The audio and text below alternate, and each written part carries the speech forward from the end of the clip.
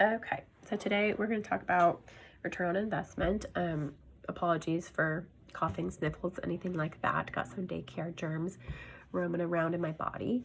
And yeah, so first off, thinking about return on investment, of course, financially, what we're putting out, is that going to be a good investment for our business, and are we getting that return? So if we are investing in Psychology Today, we're paying $20 a month for the directory listing, or whatever directory listing we're paying for. Is that a good return? If we're paying for these directory listings and we're not getting any clients off of them, probably not a good return on investment. Of course, that doesn't mean like, oh, we only had it listed for 1 month and we didn't get any, calls, let's delete it. You got to give these things some time. You've got to make sure you're like going in there, filling out all the information, updating your information, letting the system know like, hi, I'm accepting clients. But I'd say give those platforms like 3 to 4 months. And if you're still not getting clients from them, you can always check in with them before canceling and just letting the platform know, hey, I'm not really getting any clients from you. I'm going to cancel my membership. Sometimes they do some things to kind of like bump your profile up. But anyways, if you aren't getting clients from this monthly expense that you're putting out, maybe it isn't a good return on investment, and you need to like kind of go back and look at, is this something that I want to keep spending money on? But if you're putting $20 out a month and you're getting 1 client a month, that's a pretty good return on your investment. We're seeing clients typically weekly or bi-weekly, and we're typically getting paid more than $20 a client. So if you've got 1 client from a $20 investment, that's a pretty good return. Of course, if you're getting 2 or 3 clients, that's even a better return. But you want to, again, always come back and evaluate down the road if this is something that you want to keep expensing from your business. So, for example, when I went on maternity leave, I paused all marketing efforts. I didn't pay for directory listings. I didn't pay for all these things because I did not need clients. It would not have been a smart business choice for me to keep paying $20, $40, $50 a month for these things when I did not need them. That goes for electronic health records and all the things that I could pause. I did pause because, again, I'm not bringing in money. I'm not seeing clients. I'm on leave. I want to cut back on the expenses that are going out. When I came back, I started back up some of those marketing efforts, and of course, the electronic health records and different things like that. And as clients come in, it is validating to me that this is a good return on my investment to turn those things back on and to expense that money in that way. It's difficult, I think, for a lot of therapists to like switch their mindset between like therapeutic clinical work as well as professionals and like business minded. Is this a good return on my investment?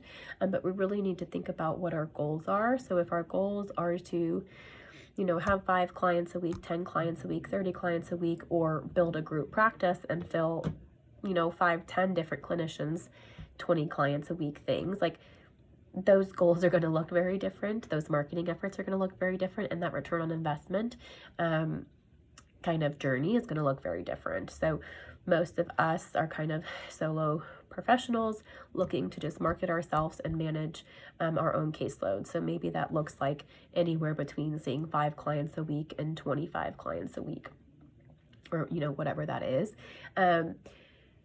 But we all don't need to do the same things. So if you want an online presence, maybe you just want to have a free Facebook page for your business. Free things are always a fantastic return on your investment. Maybe you just want to have Therapy Den, Open Path, other free directory listings, and you don't want to pay for any marketing efforts. Totally great. I recommend everyone do those because, again, they're free. Or maybe you want to pay for a website.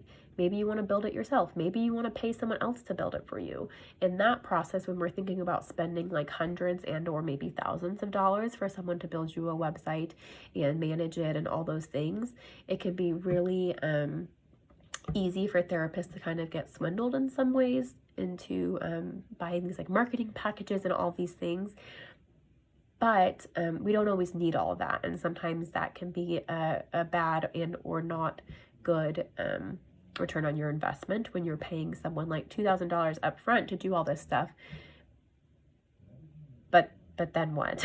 I mean, like if you're not going to get on that website every month and create content or write blogs or really manage it yourself, it's just going to be like a website that kind of dies eventually, where we're not needing like thousands of calls and thousands of clients every day or every week. So we don't need like a huge umbrella.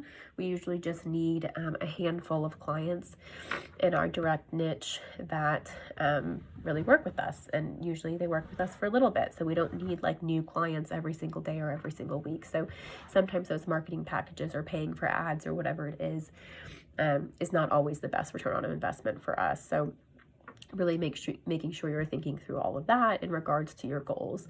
Of course, if you're looking to build like a huge group practice, or you're looking to like do lots of other services, maybe you do coaching or whatever it is, like nationally, and trying to reach a really wide audience, yeah, like you're probably going to want to look into not so much the marketing packages, but more so just thinking of like, hey, I'm going to need some education on SEO.